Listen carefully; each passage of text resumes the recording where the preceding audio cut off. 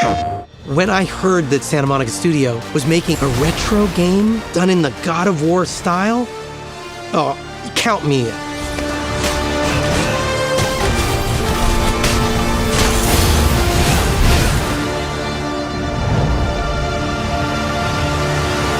When I was a kid, I loved scores for movies, TV shows, and video games. However, I realized it was melody over anything else. Melody was the most important thing to me and remains to this day. That means if a melody was performed by a giant symphony orchestra in a sweeping live-action space epic, or if a melody was played by a sine wave, I loved it the same. Over the course of my career as a composer for video games, I've always been fascinated by the idea of returning to those sounds of the video game consoles that I grew up on. So over the years, I just started sampling all this old hardware. I didn't know what to do with it. I just loved these sounds and sort of added them to my own personal arsenal of colors. Sons of Sparta's soundtrack is a bit unique in that it does blend this modern orchestral and choir elements with these authentic retro sounds. When we heard that Bear McCreary wanted to be involved, we were thrilled. It was cool to talk to him about it because he grew up with these games as well. So he's familiar with the soundtracks and he's familiar with the chiptunes. We as a retro studio have done this many times. It was this awesome sort of, meeting of the minds moment. One of the exciting things about working on God of War Sons of Sparta is getting to work with the team at Megacat because of the authenticity that they are able to channel into their games. So when I heard Santa Monica Studio was working with them, I was really excited. That's the biggest challenge we have. It's the first time for us working with one of the world's renowned artists. And through collaboration and critical thinking, we made our biggest challenge into one of our greatest achievements. So along comes God of War Sons of Sparta. Suddenly, here's a perfect opportunity for me to write a love letter to not only the music that I grew up on, but the hardware that created that music. One of the most special things about the music of Sons of Sparta is that it really makes like a good mix of orchestra, modern music, and also retro and chiptune music. That was the most challenging part for me. How do we make it into this new genre, make it feel true to that genre, but it's still at its core God of War? God of War Sons of Sparta combines three major elements: the God of War Greek era in the story, retro gaming aesthetics, and an epic emotional story. Since when have you been so cynical? Birth. So I created three different sonic palettes and started mixing and matching. For the elements of the story pertaining to Kratos' Greek past, I drew from Greek folk music.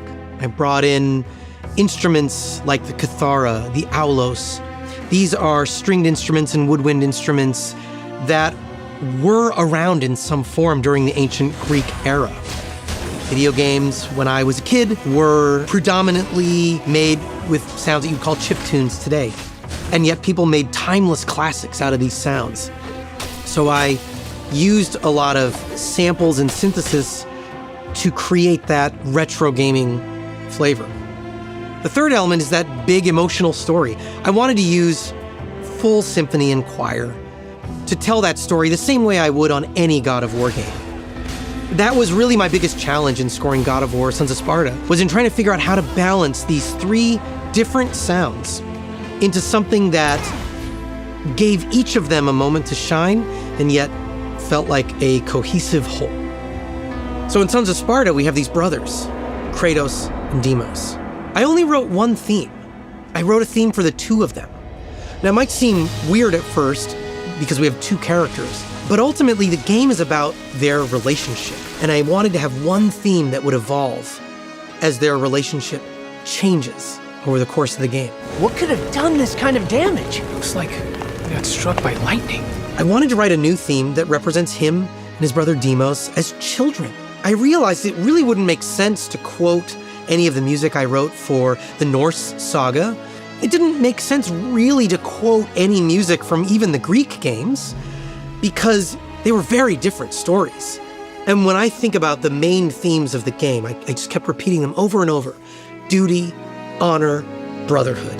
That's what this game is about. You okay, brother? I'm fine. We just need to find another way back. And then I came up with this beautiful, mournful tune. Da, da, da, da, da, da, da, da, da, da. There's a nostalgic wistfulness to this theme that I think is what Kratos, as an old man, would think about his own youth. It definitely has all the catchiness of a retro game. It feels memorable and inviting and exciting, and it tells you something about where you are in the story, where you are on the map, and yet it also evolves as the gameplay evolves. It changes with the story. There's a few areas in the game that have this refrain of the game's main theme, and the way Bear uses that in each context is amazing. You as the sound designer, as the composer, and especially as the player in the end, we have to make sure that it hits just right and it feels perfect. Because a lot of the sound design, a lot of the music essentially supports and drives the player's emotional state in the game. Something that surprised me, like while working with the music, is just how much it could change. Just removing or adding some elements could completely change the music. Because you pull one of the elements, you pull the synth elements, and now it's like a slightly different score. You pull the Greek elements out, it's a different like kind of score. So I think that was like a very interesting challenge for me because it's something I haven't really had to deal with before. Part of the fun of this was thinking about the video games of my youth, where every area had a very specific musical feel. When you're playing an RPG and you get to the town, there was the town theme, or the combat theme, or the theme for the mountain, or the theme for the swamp, or the theme for the castle. I wanted to create that feeling with all our different environments. The idea of just having a single piece of music that played endlessly anytime you're in an area was sort of undercut by my ambitions as a writer. So we ended up combining these philosophies. Even though the music has this retro element to it, it's still delivered in this very modern way. It's a really tricky game in terms of figuring it out, where to transition in and out of music. We didn't want to just fade out the music or fade in the music, so that took a lot of finessing. So I think it was a really cool collaboration. How it blends seamlessly, perfectly fitting with the visuals, it's what makes the music stand out the most.